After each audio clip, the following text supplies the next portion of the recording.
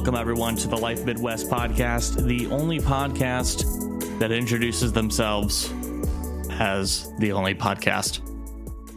Well, we are the only podcast, right? There's not other ones out there. I'm your host, Kevin, and joining me on this fine, chilly evening or morning, depending on where you are, trying to be more worldly about it, is my buddy Wes. Hello. Wes, how we doing here?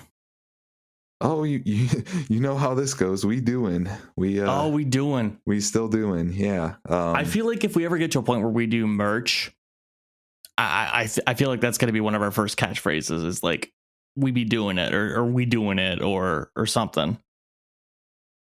Possibly. I don't know. How close to that is appropriation? Like, folks, chime in and let us know. Get involved here. I don't really want to get into that. Wes, how's life going, man? I know you're doing it. How's life? So life is, it's been crazy. I have been mostly working. I work for a dog containment company, I suppose.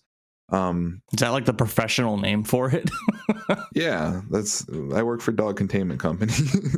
And the company I work for specializes in installing dog containment options in people's yards so their dogs can go outside without running and getting like ran over by a car in the street or drowning in a pond. You know, things you wouldn't want your dog to do, but don't necessarily want to erect an expensive fence to do so. I think you just wanted to say erect right there. I think that's just... I don't need an excuse to say erect. Like, I'm just going to say it every once in a while. Erect. I am not erect because we're doing a podcast. So this thing sounds like it's called an electric fence of sorts. Something like that, yeah. I don't know the exact rules of talking about the company I work for, so we'll just leave their name out. But yeah, it's essentially that.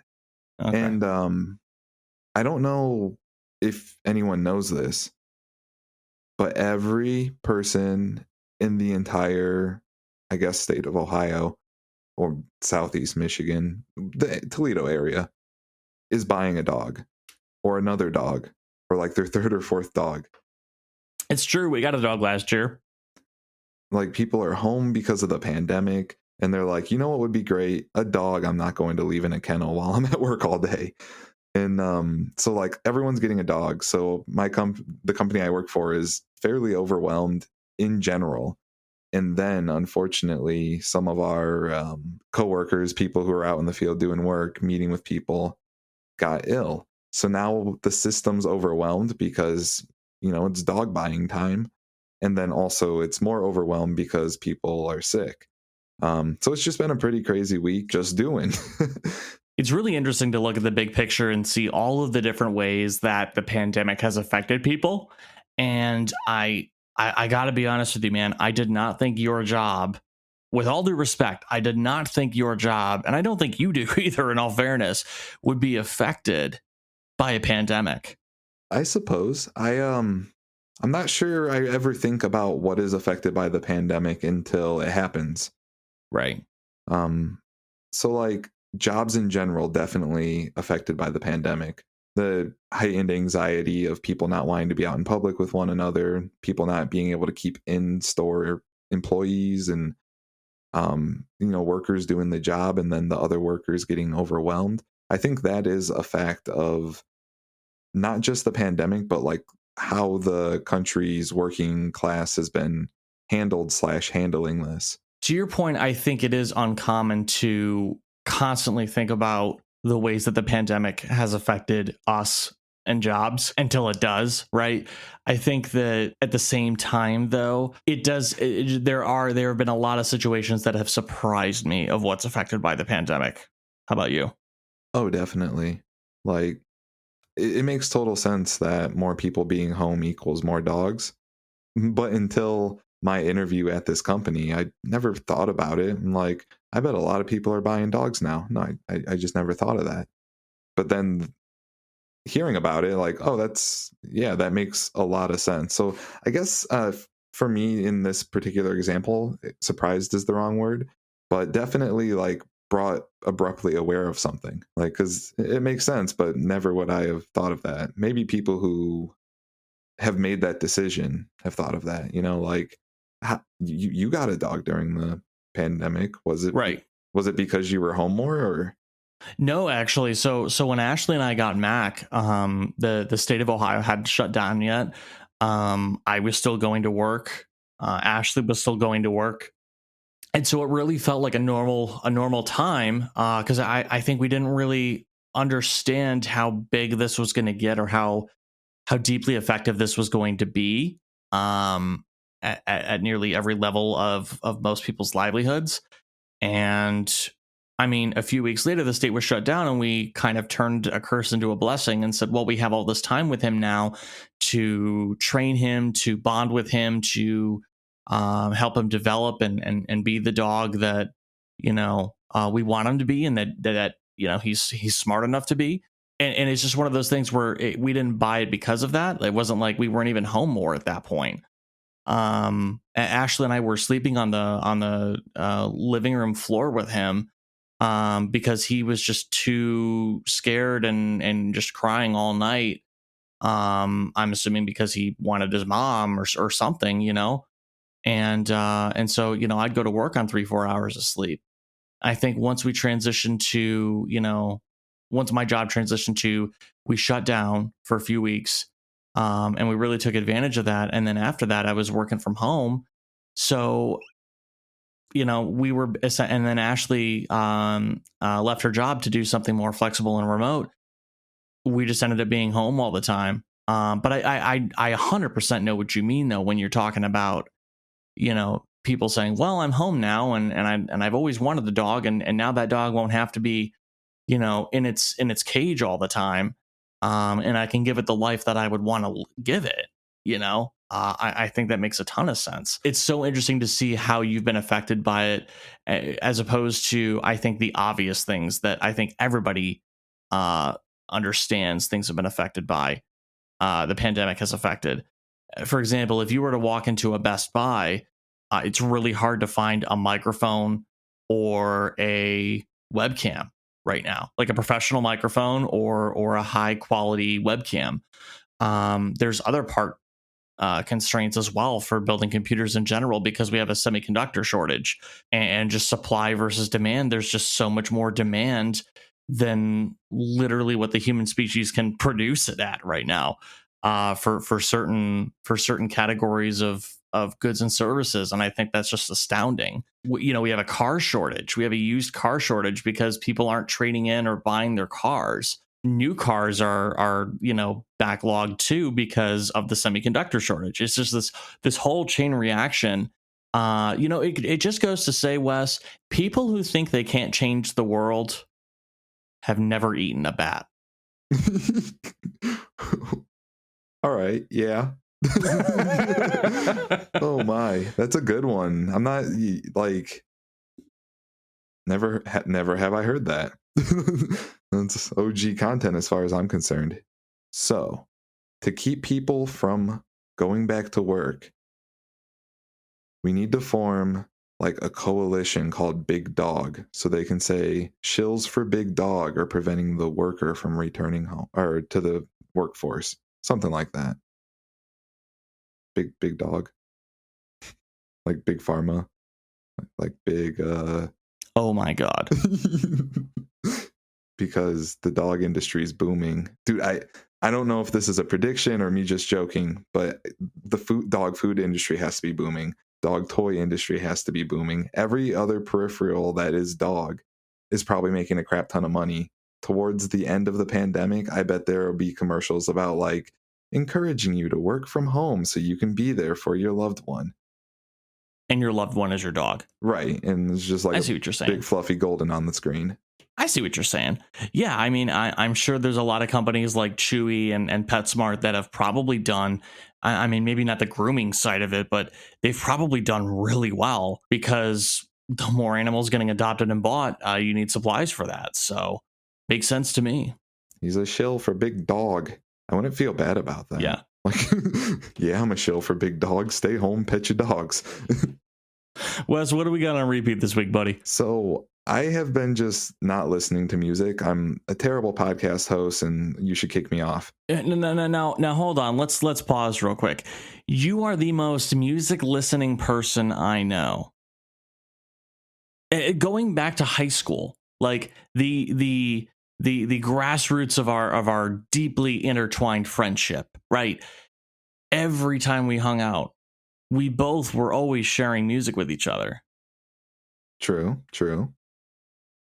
So I might have exaggerated. You caught me. Okay, I was gonna say, don't let me down, dude.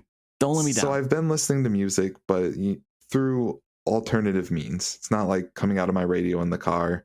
I just haven't driven much. Work's 5 minutes away, and it's an expressway drive, and I'm just there and back. But in my spare time, and you'll like this, I started playing Final Fantasy 12 Zodiac Age. I only get to play a couple hours a night if I'm lucky, sometimes like a half hour, do a quick quest or watch a cutscene and then call it quits. But the soundtrack for that game is really good. It's by Hitoshi Sakimoto. He's done the soundtrack for, I think that's the only big numbered Final Fantasy he's done, but he was also doing the Tactics games. And I played a crap ton of Final Fantasy Tactics Advanced, which he did the soundtrack for. Don't worry, I'm looking it up. And I think he did like Tekken 6. I'm not this versed in video game music, but I get around. So according to Wikipedia, he's officially recognized as a Japanese music composer and arranger. He is best known for scoring Final Fantasy Tactics and Final Fantasy 12, though he composed soundtracks for over 80 other games. Yeah, I actually had the IMBD pulled up. Wow. Yeah, he does 12. Most recently, the Doom Knight. It's not even out yet. Let's look for some big names. Tekken Blood's Vengeance. I don't know if that's a big game. Tekken sounds familiar. He did Tekken 6. I see it right here. Oh, yeah. Yeah. So the point is, he's done a lot of video games, a couple of Final Fantasy titles included. So that's cool. That's awesome. Sometimes fall asleep playing Final Fantasy 12 because I'll like just try to sneak it in at the end of the night when I should really be going to bed.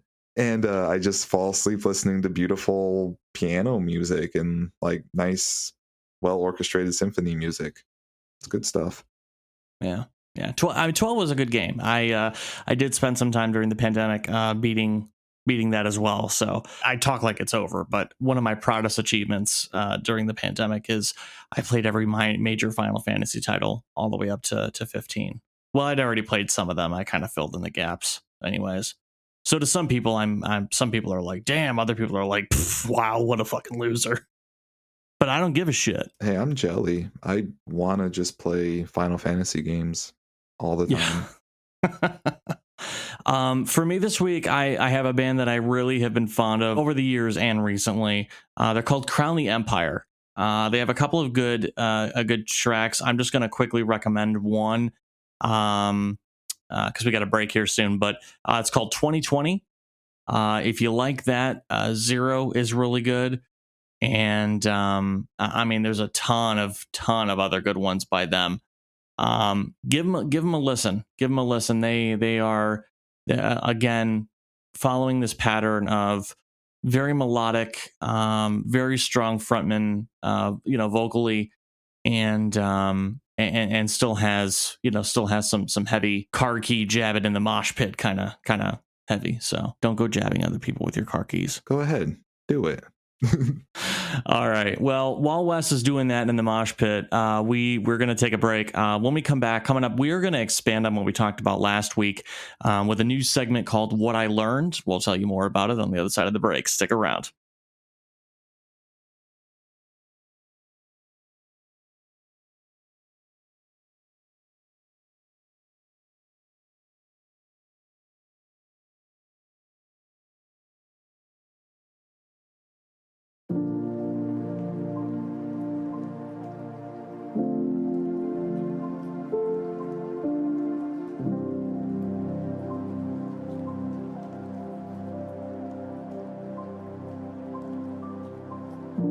Welcome back to the Life Midwest podcast, the only podcast where we cut our episode time lengths in half so Wes had more time to play Final Fantasy. I appreciate it. You're welcome. I'm your host, Kevin, and joining me here is our resident Final Fantasy addict, Wes. How we doing, bud? How we hanging in there? Hi, everyone. My name's Wes, and I'm addicted to Final Fantasy. Hi, Wes. I like this place. Yeah. Hey, if you're looking for ways to support us and Wes's addictions, we do have a Patreon that's live. Shout out to Derperdue at the $5 level. Thanks for buying us tacos, buddy. We appreciate you. Hope you're doing well. We also have socials, all major platforms here: Facebook, Instagram, Twitter. At the Life Midwest, all one word. You can also email us at support@thelifemidwest.com. We actually got our first email last week. We're gonna circle back into that a little bit here. So shout out to Amanda for being our first real email. No disrespect to Joanna from Loud or Emily Green. I always seem to forget her name. It's always on the tip of my tongue, and then I just cannot go on with it. It would be easier to remember if you just remembered it as Emaily Green. Yeah, because she had the typo. That's right. Anyways, we'd love to hear from you on email. Looking for feedback on the show. As always, we have 6 5-star reviews, and actually, Wes, I when we were talking before the show, I didn't get a chance to tell you, but we actually have our first written review. Really? Yeah. And which platform do that be on? This is on iTunes. And if you ask me, it's the only one that matters, but no disrespect to Spotify or anything else. So I don't even know how to get into iTunes. It's so exclusive. You literally just have to go to the podcast main page, and the ratings and reviews are at the bottom. Ooh. Yeah, it's super easy. So this is from Team Lados. And it says, the perfect listen for a morning or evening commute. In all honesty, this podcast perfectly describes living in the Midwest. Ohio is known for, well, corn. Kevin and Wes dive into hilarious topics that Midwesterners can relate to far and wide. A true masterpiece. A perfect listen for when you need a laugh. Wow. I'm like smitten. I almost want to do like, I could do like 2 more episodes tonight now, man. But the Final Fantasies. Hey, big thanks and shout out to Team Lados. I really appreciate the first review. Means a lot, and it really keeps us going. So thank you so much for the first email we've gotten. We've got our first patron. We're gonna have Derperdue on one of our upcoming My Friends episodes next month as well. We're working on that with him. So it just really feels like things are kind of rolling, and it really, I can't tell you how great of a feeling it is. So thank you everyone for the early on support. It's seen. Speaking of the emails, and Amanda being our first email, she brought up an interesting topic, Wes, that you actually know a few things about that I don't. And so we're going to do a new segment this week called What I Learned. Some of the feedback that we've gotten from some listeners is that they really miss the learning piece of the episodes that we used to do. Maybe not necessarily at the length that they were in, but I've heard from a couple of people. It's like, man, if you still had a bit of a learning piece in there, but it was just kind of like more like, here it is, and if you want to digest further, here's some sources. Wes and I thought that was a really great idea. So we're doing a new segment called What I Learned.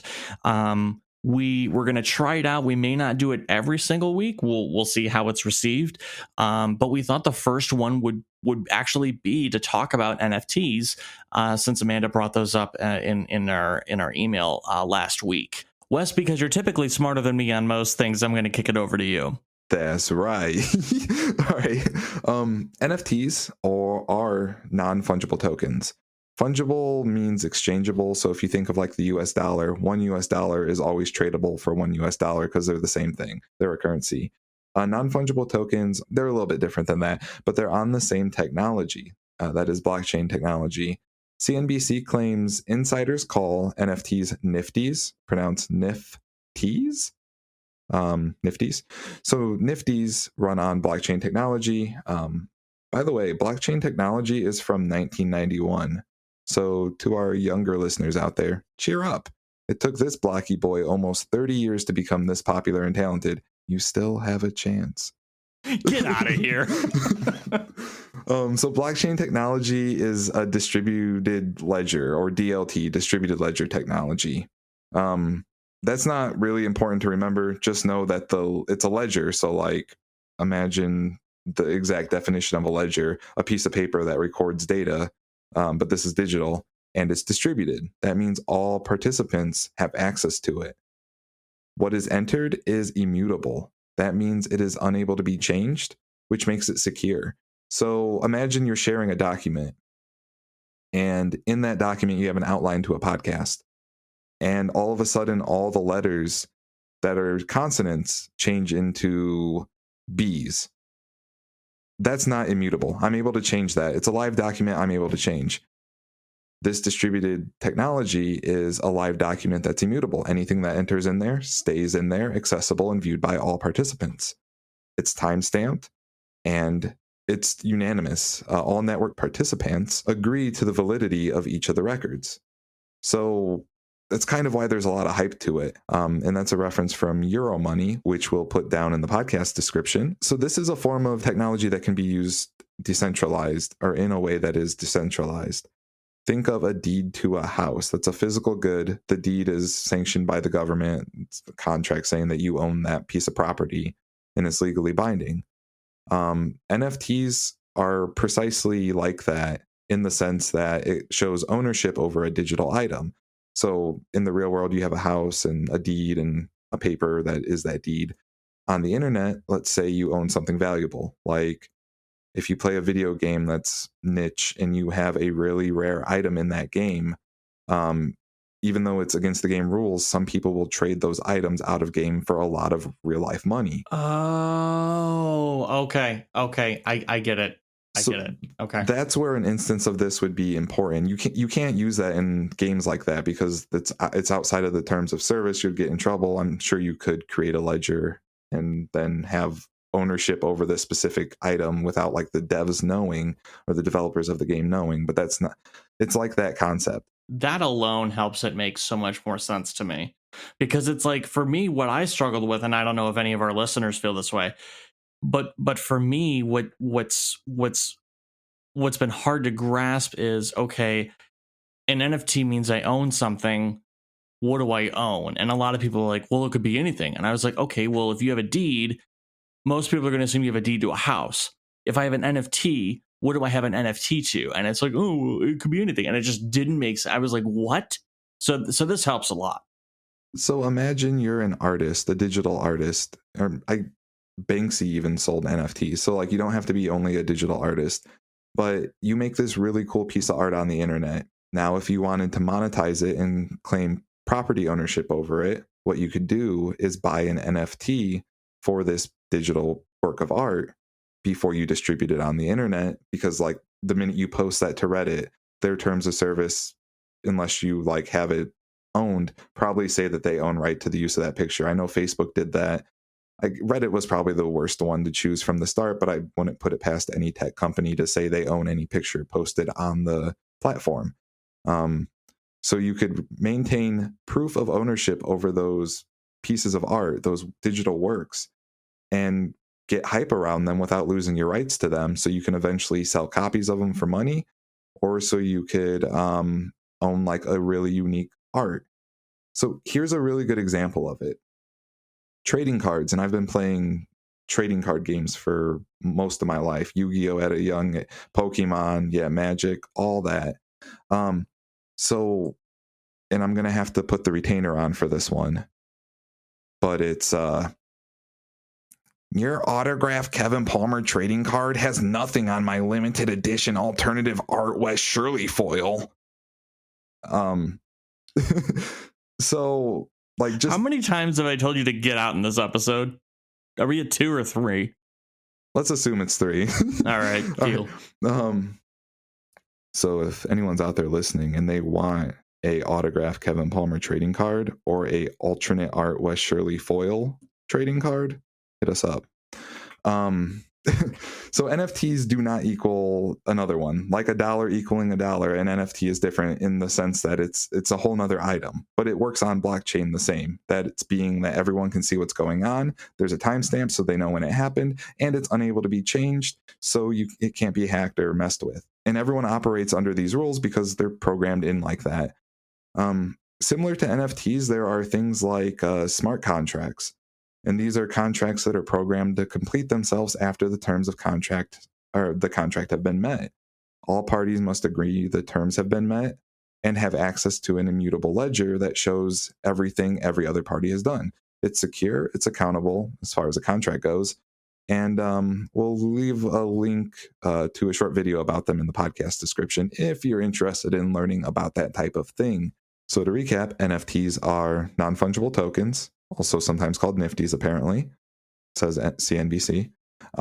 It's on a blockchain technology, which is a distributed ledger technology. Examples are Bitcoins. Bitcoins is a currency ran on blockchain, or Ethereum. And then also there's the smart contracts, NFTs. So blockchain has a lot of cool things. I know this is about NFTs, but you kind of got to know a little bit about blockchain. And I won't go too much into that either. That's where the description, or that's what the description is for. There are some implications to this technology I would like to address before I wrap this up. This technology, of course, has both good and bad implications. The good, just a couple, you are allowed secure ownership rights over your digital content. There is collective accountability, and it's trendy and future-like, so maybe know about it. The bad of blockchain technology and NFTs and similar items is that it is very natural resource intensive. There's a lot of energy consumption that goes into running these powerful graphics cards that mine the bitcoins and provide the blockchain technology and runs basically all the computers that are on at all times for these ledgers to receive. And it's not helping very much with global climate change. I don't want to get into too much of any of that. If y'all are interested in hearing more about this, I only scratched the surface and didn't even touch everything on this list. But yeah, check the podcast description link. And then also, if you want to hear more about this, let us know, either by, emailing us or whatever it is you cool kids do.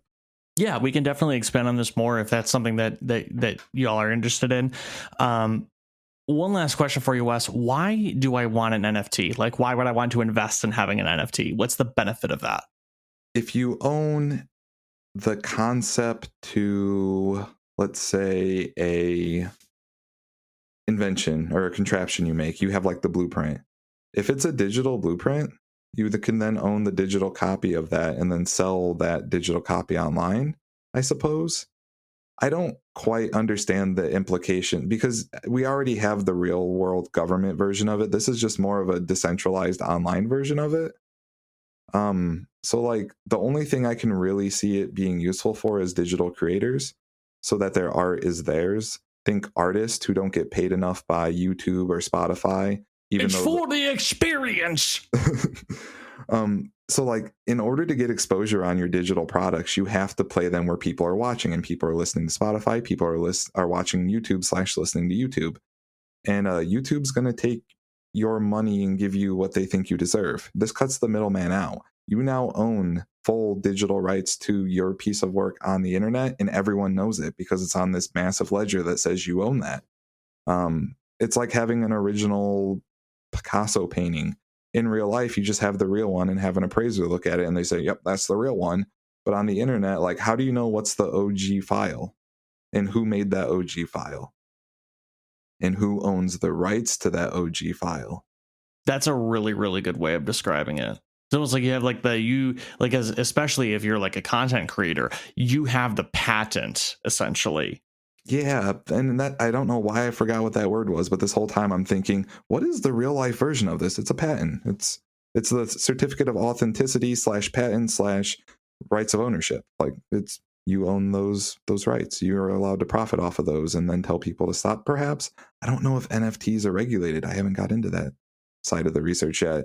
Well, I mean, because they're decentralized and they're unanimous, as you said, I don't think I think if something is decentralized, I don't think it's regulated. I think it's unanimously respected, Right. but I don't think there's like an agency that heads it over. And I think that's maybe what makes it so lucrative. Right. And I think you're spot on with that. While I haven't done the research, I think that's the consensus of what I've heard thus far. Yeah. Yeah. So they're programmable, secure, anonymous, timestamp for when they took place, immutable, distributed, unanimous. Nobody can change them. Nobody can take that away from you once you have it. It's a really interesting thing, and it almost another not to make a meme out of it, but it's almost like rich people art. Like, yes, I own this kilobyte of the internet right here. Yeah, I mean, art's for rich people anyways, but we might as well get involved on the internet too. Now you can own a digital, like, I see the implications being great. Like, if you're a producer of stock footage, instead of like selling your work to a stock footage website, oh yeah, you can then own the rights to them, distribute them as you please, and charge as you wish on subscription plans or whatever, getting paid in, I think NFTs are on Ethereum, so getting paid on Ethereum cryptocurrency, like, and then just farm digital currency for your digital goods, throw out the middleman, and quit losing the loss of having a middleman, because the middleman's purpose is to take money out of a direct transaction. You hear that, kids? Stop playing video games. Use your graphics card to mine shit, and you'll never pay for anything again. Until the world burns down or whatever's happening out there.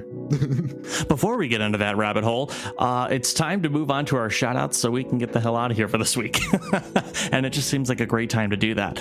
Wes, what or who do you want to shout out this week? Shout out to blockchain technology for being really freaking cool and the same age as me. Shout out to Satoshi, the inventor of Bitcoin. I can't think of his first name because Bitcoins used to be called Satoshis. I got you, fam. Hold on. Yeah. Satoshi Nakamoto. So desu ka. Okay. Shout out to him because Bitcoins, and that's pretty much why we're talking about this, right? They popularized the blockchain technology and now everyone's doing cool things with it. Arigatou gozaimashita. Shout out to Hitoshi Sakimoto for making some bomb-ass video game music. So. And shout out to Japan. Shout out to the person who left us that uncanny review that seems like we wrote it ourselves, because that's like, who has anyone actually listened to this podcast? I don't know who it is, but it's clearly somebody who thinks the world of us, but I very much appreciate them. So desu ka. Want to shout out Amanda for having given us the topic of NFTs to talk about today in our brand new segment. Want to give a shout out to Wes's work and all of the good stuff that he does for doggos. I also want to give a shout out to Team Lados for the awesome review. Thank you very much. Really appreciate that. And yeah, I also want to get a shout out to Nifties. Not that I own any, but definitely thinking about it now. Yeah, you're a musician. You could make just random internet songs and nifty them up. Beep boop beep. That'll be $500 per play. I don't see why you're not doing that. Well, folks, we got to go so I can start doing that. It's been real. It's been fun. It's been real fun. Don't forget to call your mom. Have a good one. And we'll see you guys next week. Bye-bye. Have a good one.